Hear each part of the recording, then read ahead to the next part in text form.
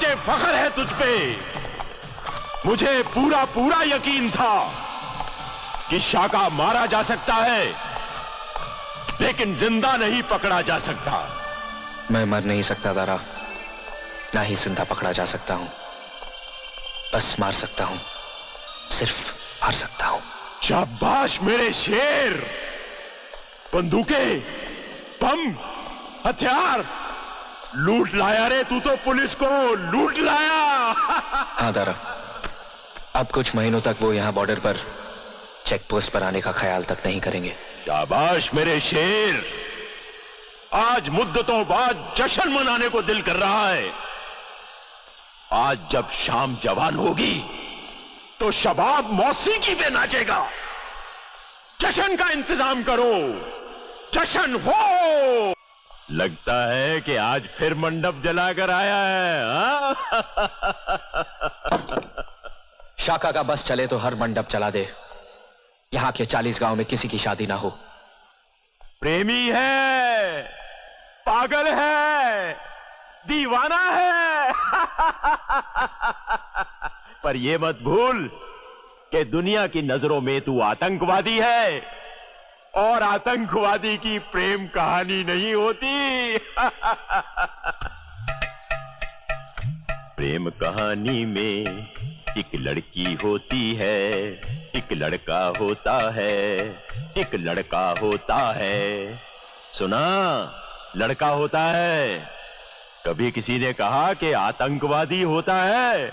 नहीं, क्योंकि आतंकवादी की प्रेम कहानी होती ही नहीं। लेकिन एक माजी तो होता है। अरे माजी को भूल, गए हुए कल को भूल जा, और आज जो तेरे सामने खड़ी है उसे देख। राख के ढेर में शोलों को हाथ लगाने की कोशिश मत कर, चल जाएगी। नाम मेरा शबनम है, पर आग तो मैं भी हूं शाका। दिल जले, दिल जले। अरे लाले, यहां तो सभी दिल जले हैं। इस लड़की दामिनी ने जो कहानी सुनाई, उसमें सच्चाई है या नहीं, इसने क्या देखा क्या नहीं देखा वो बाद में देखा जाएगा। मैं तो कहता हूं कि गुप्ता के घर में ऐसी कोई घटना हुई ही नहीं। मिलॉर्ड, वो लड़की उर्मी एक बदचलन लड़की है। ये झूठ है। उर्मी बदचलन नहीं है, वो बहुत ही शरीफ, ईमानदार और मेहनती लड़की है मिलॉर्ड। चुप रहो। लेकिन आप इस तरह की गलत। खामोश, मैं बोल रहा हूं। वो लड़की एक चोर, बदचलन और बदमाश लड़की है। घटना के 7 दिन पहले ही वो चोरी करते हुए पकड़ी गई और उसे घर से बाहर निकाल दिया गया। उसके बाद उसका बलात्कार हुआ, या वो अपने दोस्तों यारों के साथ रंगरलियां मनाती रही। इसका गुप्ता खानदान से क्या वास्ता? ऑब्जेक्शन मिलॉर्ड, उर्मी के साथ 4 लड़कों ने बलात्कार किया और उसी घर में किया। चार्जशीट के साथ पुलिस की इन्वेस्टिगेशन रिपोर्ट और मेडिकल सर्टिफिकेट सब कुछ उसके साथ है। इसलिए मैं चाहता हूं। आप चाहते बहुत हैं सक्सेना साहब। ये अदालत है, कोई मंदिर या दरगाह नहीं जहां मन्नतें और मुरादें पूरी होती हैं। यहां धूप बत्ती और नारियल नहीं, बल्कि ठोस सबूत और गवाह पेश किए जाते हैं। और मैंने ऐसे कई झूठे और बनावटी केस इसी अदालत में नंगे किए हैं, आपने भी देखा है।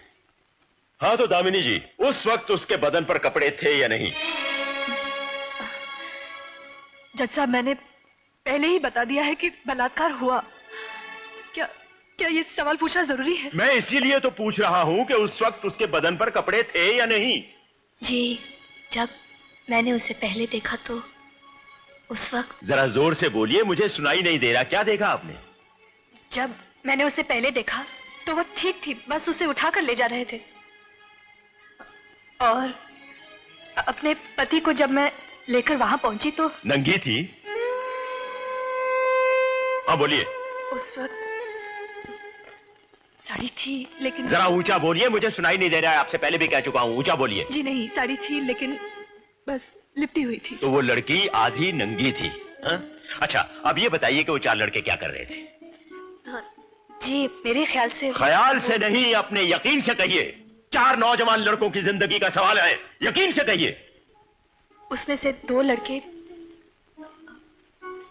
उसके सर के पास थे, उनके हाथ कहां थे? उसकी छाती पर थे या कंधों पर थे?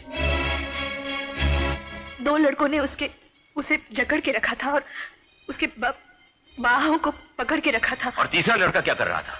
पाँव के पास था और... ऊंचा बोलिए, मुझे सुनाई नहीं दे रहा है। मैं आपसे पहले भी कह चुका हूं, ऊंचा बोलिए।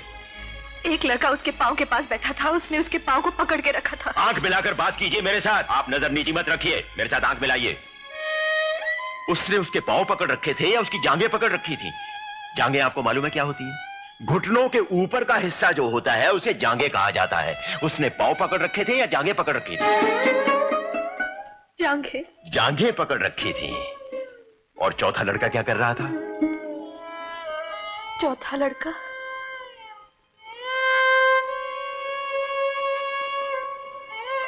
वो उर्मी के पास लेटा हुआ था। उसके पास लेटा हुआ था या उसके चुप कीजिए आप।